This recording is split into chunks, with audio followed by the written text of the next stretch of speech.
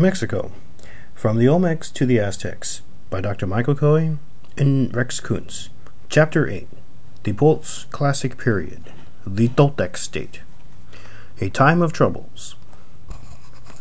Following in the wake of the disturbances and movements of peoples during the 9th century A.D., came a seemingly new mode of organized life. The post-classic continued and heightened the epiclassic emphasis on militarism by parading seemingly endless lines of warriors throughout public art. There was now an entrenched class of tough professional warriors, grouped into military orders which took their names from the animals from which they may have claimed a kind of totemic descent: coyote, jaguar, and eagle. At the same time, new alliances and trade relationships were formed across ancient Mexico to the Maya area and even to Central America and the Southwest United States. Throughout Mexico, this was a time which saw a great deal of confusion and movement of peoples, amalgamating to form a small, aggressive conquest states, and splitting up with as much speed as they had risen. The epiclassic saw movement and conquest on a grand scale, but during certain spans of the post-classic, the rhythm and intensity of these processes increased. Even groups of distinctly different speech sometimes came together to form a single state. As we know from their annals, are mirrored in the post-classic art styles, which are characterized by an interest in costume ornament over naturalistic human features and in a hard-edged carving style that is not overly concerned with the niceties of finish. The introduction of metallurgy into Mexico took place over the epiclassic period, and it continued to grow in popularity during the post-classic, but metal had only a slight effect upon the development of native civilization, in contrast to its history in South America and in the Old World. Mexican metalwork consists largely of ornaments, particularly small bells cast by the lost wax method, while implements such as celts or axes are relatively rare and so had little significance in the native toolkit, which remained an essentially Neolithic level. Related to the rise of metallurgy was the introduction of turquoise as a prestige stone on the order of jade. Both of these phenomena had their origins far to the north and west of central Mexico, but both materials were fervently embraced by much of Mexico, and indeed much of Mesoamerica, during this period. In the realm of both jewelry and turquoise work, the skill of the Mexican craftsmen reached heights of great artistry, as we shall see below. The Chichimeca of northern Mexico. It was not only internal pressure brought by new conquest states that disturbed Mexico. Probably more far-reaching into their long-range effects were the great migrations into central Mexico of the northwestern frontier peoples and of other marginal groups, as the northern borders of Mesoamerica retracted near the beginning of this period. The two great northwestern centers, Alta Vista and La Quemada, both fell as the post-classic opens, and it is surely not coincidence that several traits seen in these centers, such as the skull rack and colonnaded hall, manifest themselves in central Mexico at this time. There is also evidence of an important influx of people and the goods from the Bajío, a northern frontier zone created on the modern states of Guanajuato and Querétaro. For those living in central Mexico, all these northern peoples were subsumed under the designation Chichimeca, a name meaning something like the lineage of the dog. In the later Aztec chronicles, they are pictured as bow and arrow wielding nomadic barbarians, an image easily related to the hunting and gathering groups who inhabited the North Mexican desert from the Archaic period onward. At the same time, Chichimeca are described as obsidian and flint workers, turquoise artists, and feather workers, all things associated with Alta Vista and La Quemada, as well as other West Mexican peoples, all of whom were sedentary, urban-dwelling Mesoamericans. Further, several ruling dynasties in the Valley of Mexico were proud to claim Chichimec ancestry, and a group called the Tolteca Chichimeca was instrumental in the conquest or founding of cities throughout the first half of post-classic Mexican history. Given the conflicting images of the Chichimeca emerging from the chronicles, along with the rather complex history of northwest Mexico, who were these people? There is no simple answer to this important historical question, for it seems that many different sorts of groups were lumped into this category by those who wrote Mexican history. In the account recorded by Father Sahagún, the truly nomadic wild people were called Teochichimeca, The real Chichimeca, who lived in caves and clothed themselves in animal skins and yucca fiber sandals, subsisting on wild fruits, roots, and seeds, and on the meat of humble animals like the rabbit. Between them and the civilized peoples were the quote-unquote Tamime, Chichimeca, who had picked up a smattering of the customs and speech of their more advanced neighbors to the south. They wore cast-off rags of civilization and did a little farming to supplement their wild diet. The portrait of the Teo Chichimeca is a fairly accurate description of the lifeways of desert-dwelling hunters and gatherers. The Tamime, if they may be identified with the frontier farmers and urban dwellers of northwestern and west Mexico, could engage in much more complex forms of society than those described by Father Sahagun and other chroniclers. It is very likely that it is this latter group, those prosperous northwest farmers and urban dwellers, who on immigrating to central Mexico brought with them certain innovative cultural traits and those whose presence disrupted the epiclassic order, ushering in the post-classic. Tula and the Toltecs. There have been four unifying forces in the pre-Spanish history of Mexico. The first of these was the Olmec, the second classic Teotihuacan, the third Toltec, and the last Aztec. In their own annals, written down in Spanish letters after the conquest, the Mexican nobility and intelligentsia looked back in wonder to an almost semi-mythical time when the Toltecs ruled, a people whose very name means the artificers. Of them it was said that nothing was too difficult for them, no place with which they dealt was too distant.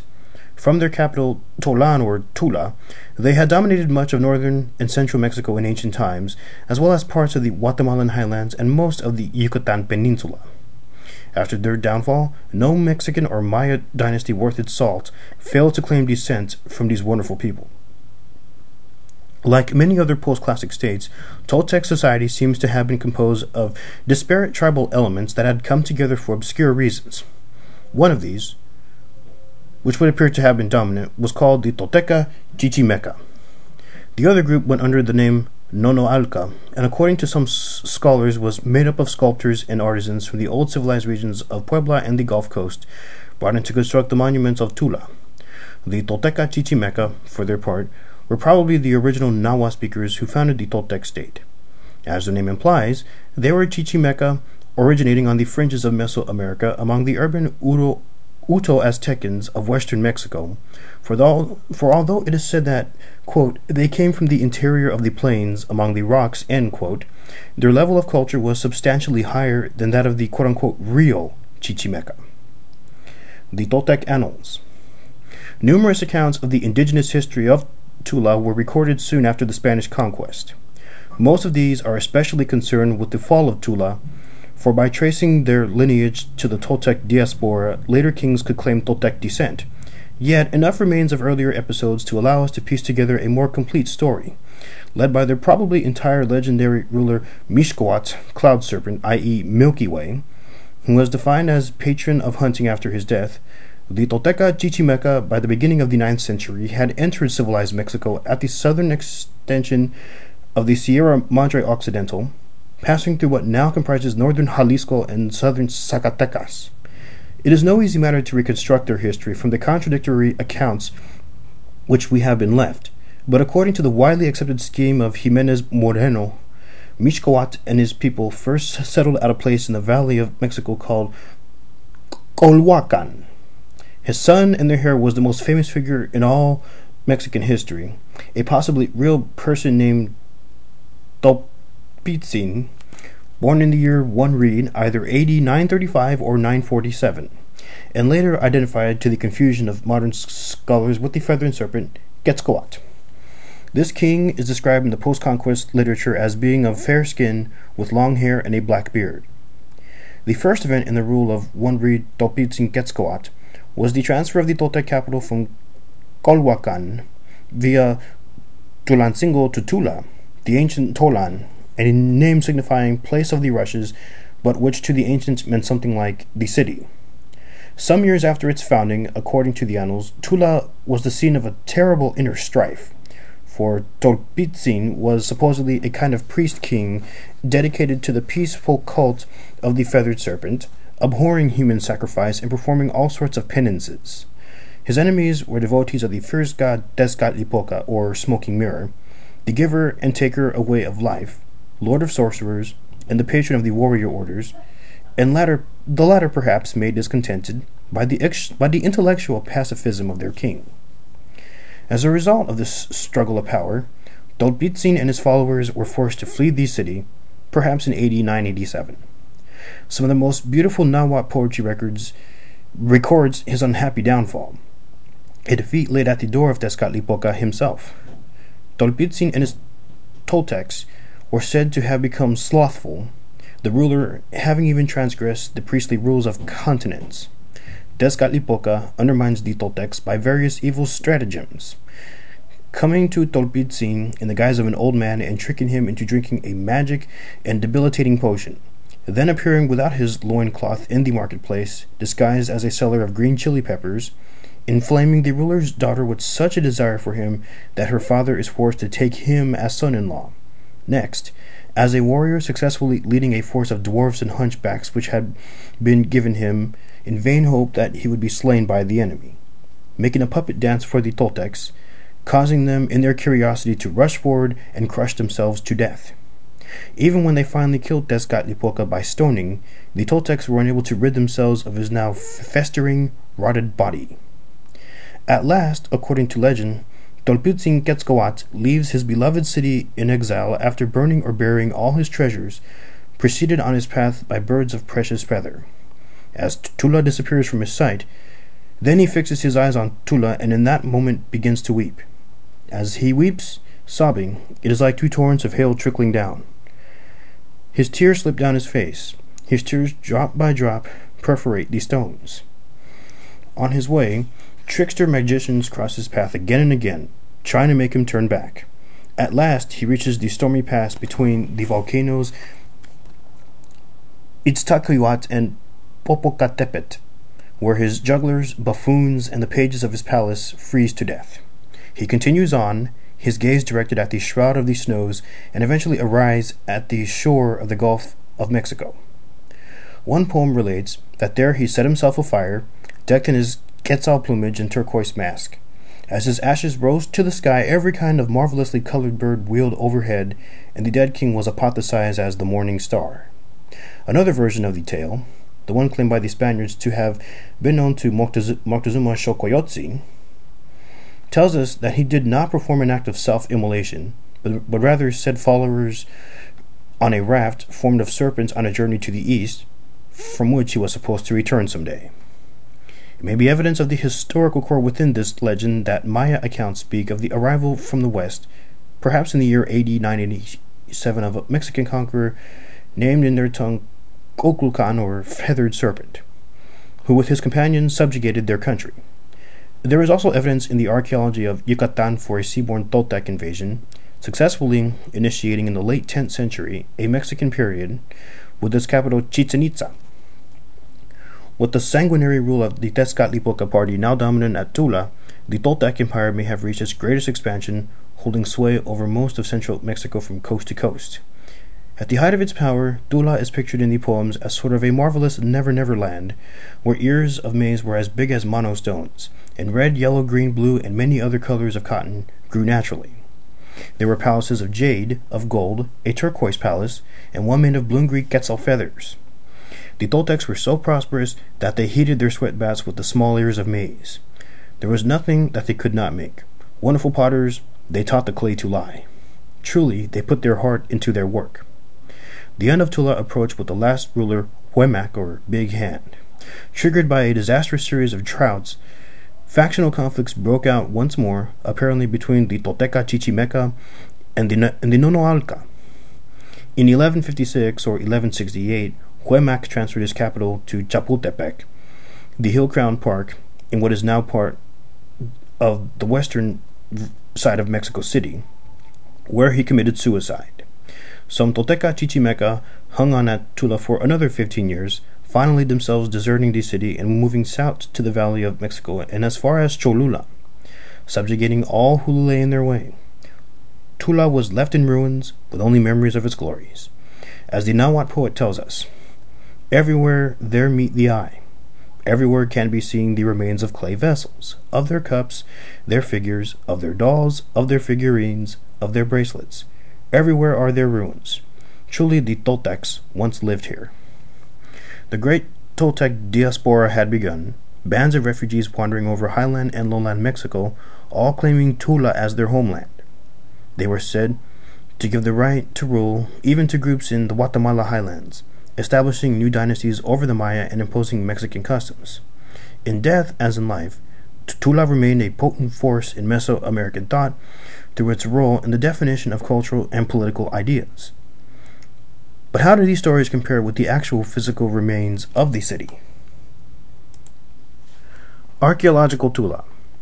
It has been the misfortune of modern scholarship that there are not one, but many places named Tula in Mexico, a quite natural circumstance from the meaning of the original name Tolan, which can be translated not only as place of the rushes, but also as civilized urban space. Thus, the term was applied indiscriminately to great ancient centers like Teotihuacan and Cholula. Given this premise, the glowing descriptions appearing in the native and Spanish accounts have led many archaeologists, such as the late George Vaillant, to the erroneous conclusion that the Tula of the Toltecs must have been the admittedly magnificent Teotihuacan. In the late 1930s, however, documentary researches by the Mexican ethnohistorian Wigberto Jimenez Moreno proved that the city of Tolpitzin in Huemac was the Tula, lying some 50 miles northwest of Mexico City in the state of Hidalgo. Subsequent excavations have borne him out. The first serious archaeological work at Tula took place as far back as the 1880s, when the French pioneer Mesoamericanist Désiré Charnay excavated a palace structure and noted its close ties between the remains at Tula and those at distant Chichen Itza. Intensive excavations were begun at the site in 1940 under the direction of the late Jorge Acosta of the National Institute of Anthropology and History and continued for another 20 years. More recent projects undertaken by Eduardo Matos Moctezuma, Richard Deal, Alba Guadalupe Mastache, and Robert Colbian have given us an even deeper knowledge of the Toltec capital. The real Tula had not only been buried and sacked by its destroyers, whoever they might have been, but the later Aztecs had thoroughly looted sculptures, friezes, and other offerings which were used, or reused rather, in Tenochtitlan and elsewhere. Its reconstruction has been, for that reason, extremely difficult, and it is little wonder that it now seems unimpressive as one of the major sites of Mesoamerica, and unlikely that it was Tula that conquered Chichen Itza, and not the other way around. Placed in a defensible position on a limestone promontory, Tula is surrounded by steep banks on three sides. There were small villages here in pre-classic times, and a more substantial settlement during the apogee of Teotihuacan, when the extensive irrigation system in the broad valley to the northwest of Tula may have begun. During the Epiclassic, when the area had been abandoned by the Teotihuacan group, a new people, perhaps the Toltec Chichimeca of the Annals, moved in from the Bajío, bringing with them Coyotlaltelco pottery and new, rougher style of monument carving that will eventually characterize Tula and the Toltecs. Their main source of obsidian at this time also came from the north and west at Ucareo, Michoacán, as Dan Heelan has shown. By AD 900, but perhaps a century earlier, there was a sizable community of localized artisans specializing in the production of such items as pottery vessels, mold-made figurines, and obsidian blades, with a civic religious center dubbed Tula Chico in the northeast part of the city. The Tolan phase, traditionally AD 950 to 1150, marks the major occupation of the capital and the construction of a monumental civic/religious center called Tula Grande.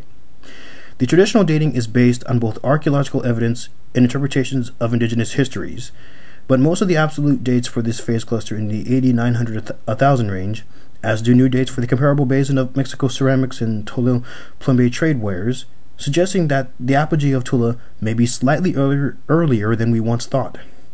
At this time, the city, one of the largest, if not the largest, in early post-classic Mesoamerica, covered 5 square miles and contained an estimated population of 30,000 to 40,000. Tula's rulers had to create a major reorganization of the city, for its streets and avenues, which had formerly been oriented to true north, were now changed to 15 degrees east of north. This was soon changed to 15 degrees west of north. The old Tula center of Tula Chico was abandoned, never to be re-inhabited. Tula Grande, the sole major civic/religious center during the Tolan phase, consists of a wide central plaza bordered on the east by the thoroughly despoiled Pyramid C, the largest structure at Tula and as yet unexcavated. On the west by an unexplored ball court, and on the north by Pyramid B and its annexes. On the north side of Pyramid B is a smaller plaza, beyond which is another eye-shaped ball court about 120 feet long, an exact copy of the prototype at Xochicalco. Pyramid B is the most impressive building at Tula. Built in 6 successive stages, in its final form, this stepped pyramid platform was surrounded by a colonnaded hall, along the back of which banquets with polychrome bas-reliefs of marching warriors were arranged. An ancient visitor would have walked through the colonnade, climbed the stairway, and passed through the entrance of the temple, flanked by 2 stone columns in the form of feathered serpents, with the rattles in the air and heads on the ground. The temple itself had 2 rooms. The roof of the outer one was supported by the heads of 4 colossal Atlantean figures representing warriors carrying an atlat in one hand and an incense bag in the other. Perfect embodiments of Toltec artistic ideals. The rear room had 4 square pillars, carved on all sides with Toltec warriors adorned with the symbols of the knightly orders. There in the sanctuary once stood a stone altar supported by little Atlantean figures. Also in the temple and other parts of the ceremonial precinct were the peculiar sculptures called chakmuls, reclining personages bearing round dishes or receptacles for human hearts on their bellies. Around the 4 sides of Pyramid B were bas-reliefs, symbolizing the warrior orders on which the strength of the empire depended. Prowling jaguars and coyotes, and eagles eating hearts, interspersed with strange composite beasts that may descend from the great war serpent of Teotihuacan. Adjacent to this pyramid is the Palacio Quemado, or Burnt Palace, which consists of very spacious colonnaded halls with sunken courts in their centers. The columns were built up of rubble over wooden cores. Again, low banquets extend along the halls, which were apparently frescoed. These halls serve probably for meetings and ceremonies, rather than as palaces. In fact, 2 floor plans very closely resembling the palaces of Teotihuacan have been uncovered away from the center of Tula, and these were certainly residences for the rulers of the city. On the north side of the pyramid and parallel to it is the 131-foot-long serpent wall, embellished with painted friezes, the basic motif of which is a serpent eating a human. The head has been reduced to a skull, and the flesh has been partially stripped from the long bones. The grim Toltec men-at-arms, whose features are delineated in stone everywhere at Tula, carried the feather-decorated atlat in the right hand, and a cluster of darts in the left, the chichimec bow never appearing in the art of civilized Mexico. Protection against enemy darts was provided by a heavy padding of quilted cotton on the left arm. Strapped to the small of the back was the Tezcatlipoca, a round pyrite mirror backed by a turquoise mosaic representing 4 encircling fire serpents. Headgear consisted of a pillbox-shaped hat topped by quetzal plumes and bearing on its front a bird flying downward. The customary nose ornament was something like a button through the alley, and a goatee often embellished the knight's chin. Over the chest was a breastplate worn under a highly abstract butterfly pectoral, both emblematic of warriors. Either the breechclout or mashli, or the short kilt could be worn, while below the leg ankle bands the feet were shod with back sandals. A splendid shell breastplate in turquoise Tezcatlipoca back mirror recently unearthed at Tula gives some idea of how impressive this uniform must have been. The back mirror, which consisted of over 3,000 pieces of finely worked turquoise mixed with shell, was deposited 11.8 inches above the breastplate in the center of a patio in the Palacio Quemado. Buried with the breastplate in a large earthen box were shells from both the Gulf of Mexico and the Pacific, which, along with the turquoise from the southwestern United States, indicates the far-flung nature of the Toltec trading networks. The most common foreign trade pottery at the site was the very distinctive Tojil plumbateware, one of the very few true glazed ceramics of the pre-Spanish Western Hemisphere, produced in kilns on the Pacific Coast Plain near the Mexican-Guatemalan border. Plumbaite was probably made to order for the Toltec taste, and one superb vessel was discovered at Tula showing the face of a bearded man, perhaps Quetzalcoatl, between the jaws of a coyote, all completely covered with small plaques of mother of pearl. A storage or cash pit in a room of one house produced 5 Tohil plumbaite goblets, along with 3 goblets and a bowl of papagayo polychrome, a kind of brightly painted pottery manufactured in quantity at this time in an area extending from eastern Honduras down to northwestern Costa Rica. The Aztec testimony that the Toltecs were master craftsmen is validated by the breastplate and mirror above, but numerous other excavations have only come up with the objects in tecali, Mexican onyx, a kind of travertine, as an elite product. Obsidian production, however, was on a large scale, similar to that at Teotihuacan, and like the Teotihuacanos, during the Tolan phase, and the Tula Tutec controlled the great mines of green obsidian at Pachuca, Hidalgo. In fact, Richard Deal estimates that more than 40% of Tula's inhabitants were engaged in production of obsidian cores, blades, and projectile points for internal consumption and export.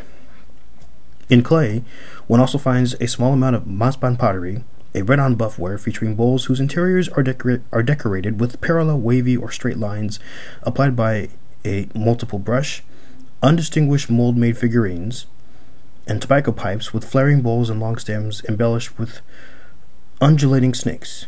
To date, Tula has yielded no metal of any kind, neither copper nor gold, but this need scarcely surprise us, for as yet no fine tombs, where one would expect such treasures, have been located there.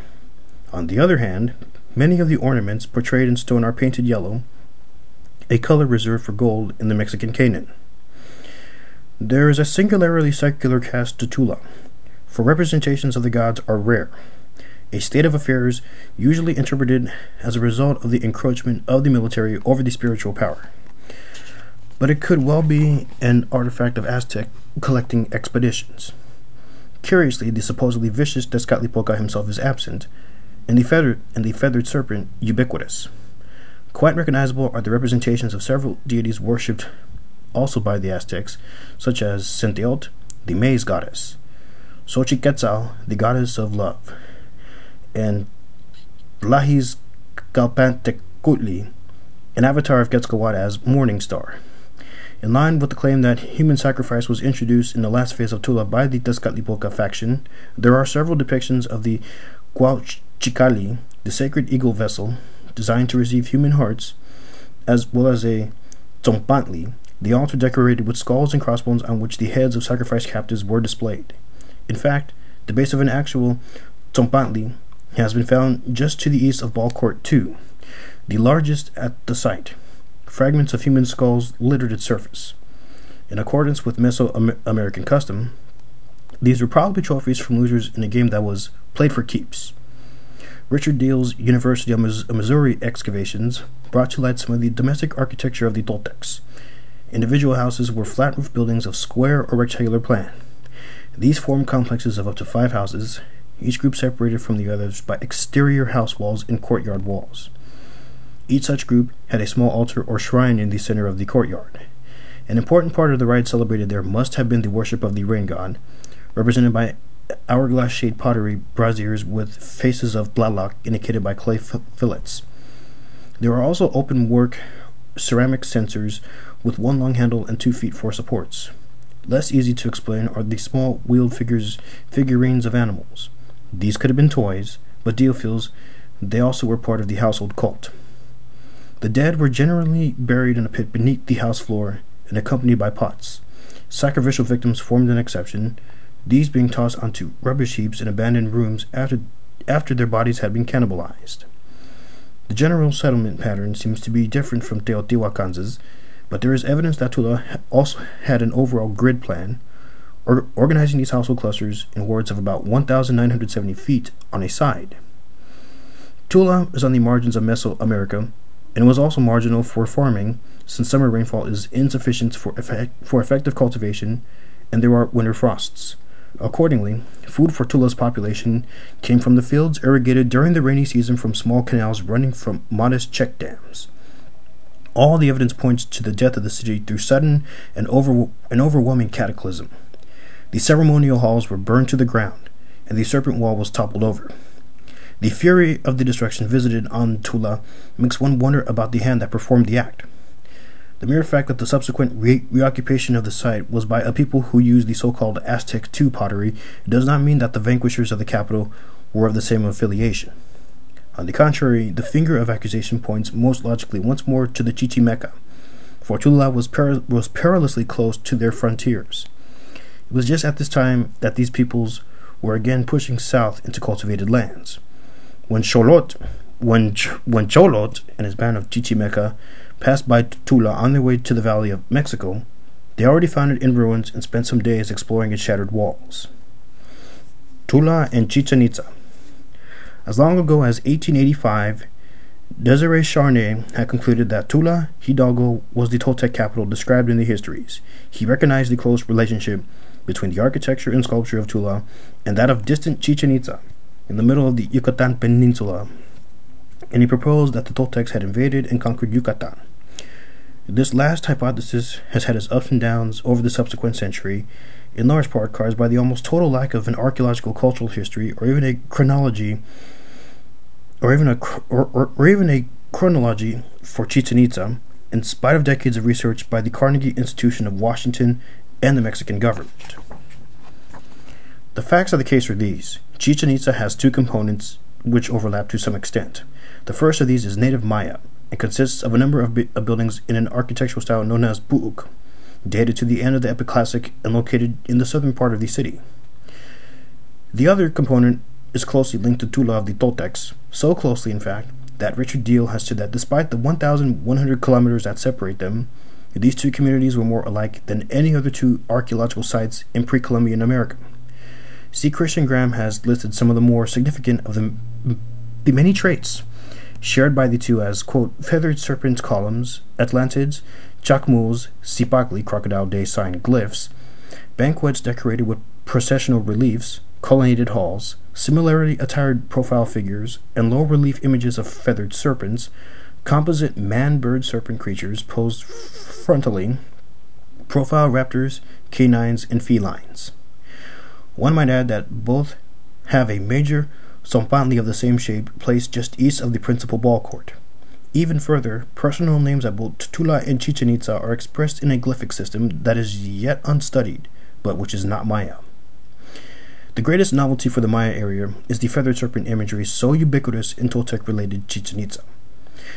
This is specifically a rattlesnake covered with quetzal feathers, a concept totally unknown among the classic Maya, but ancient in central Mexico, and even among the pre-classic Olmec. It really breaks the rule of Occam's razor to see this as anything other than the direct appropriation of a major cult coming directly from Tula of the Toltecs, along with several other specific non-Maya traits, such as the Zompantli and the colonnaded hall. It may be recalled that these latter two traits began far north and west of Tula, and would certainly have come through the Toltec on their way to the Maya area. Given the geography and the close ties between Tula and northwest Mexico, it is difficult to believe that these traits originated at Chichen Itza and then were passed back to Tula, as some scholars have asserted. There may never have been such a personage as Tolpitzin Quetzalcoatl. Archaeologist and ethno-historian Susan Gillespie has marshaled impressive evidence that much of his history was fabricated in the early colonial period, but this has no bearing on the material evidence for Toltec traits at Chichen Itza. Given this situation, may it still be argued that Toltec warriors invaded Chichen Itza and imposed these Toltec traits? While the paucity of specific Tula ceramic types and the cohabitation of Pu'uk and Toltec traits at Chichen Itza do not completely rule out an invasion, they do not support such a scenario. The late Sir Eric Thompson suggested another possibility, that all these non-Maya elements were brought to Chichen Itza not from Tula, but by the highly Mexicanized Putun Maya of the Gulf Coast, who presumably had been subjected to Toltec influence at some unknown point in time. This hypothesis cannot be tested, for like the Olmeca Xicalanga, with whom the Putun are sometimes conflated, we have little knowledge of their homeland and thus little definition of the archaeological traces needed to map their movements. It seems likely, however, that if there had ever existed a Tula-like center with stone monuments in that area, it would have been discovered by now. Recently, Alfredo Lopez Austin and Leonardo Lopez Lujan have suggested that Toltec traits at the two cities are evidence not of conquest, but of a shared political and economic system that was cemented through the knowledge of an esoteric language, that of Zuyua, which was still known and recited in the Yucatan during the colonial period. Through the shared identity offered by this language and the related architectural art forms, Chichen and Tula were able to overlay their now Mesoamerican-wide power on trade routes controlled earlier by local elites. William Ringel and George Bay define with great precision the archaeological basis of a shared cult, based on Quetzalcoatl, that united the two cities. According to their exegesis, both cities brought a certain amount of material to the cult, but neither Tula nor Chichen were the originators of cult materials or practices. Both the Quetzalcoatl and the Zuyua models locate the genesis of Toltec symbolism and Toltec economic strategy in the network of epiclassic cities that Tula and Chichen Itza largely supplanted. The striking similarities between Tula and Chichen cannot be ignored, but recently the explanatory mechanisms have generally shifted from influence and invasion to appropriation and trade. Until we know more of the beginnings of Tula and Chichen Itza and have a firmer chronological grip on their interaction, all these scenarios will remain hypothetical. What all this means is that there is much yet to be learned about the Toltec phenomenon in Mesoamerica, and that there continues to be a pressing need for large-scale excavation and mapping at Chichen Itza, as well as for all areas of early Tula occupation. This concludes Chapter 8.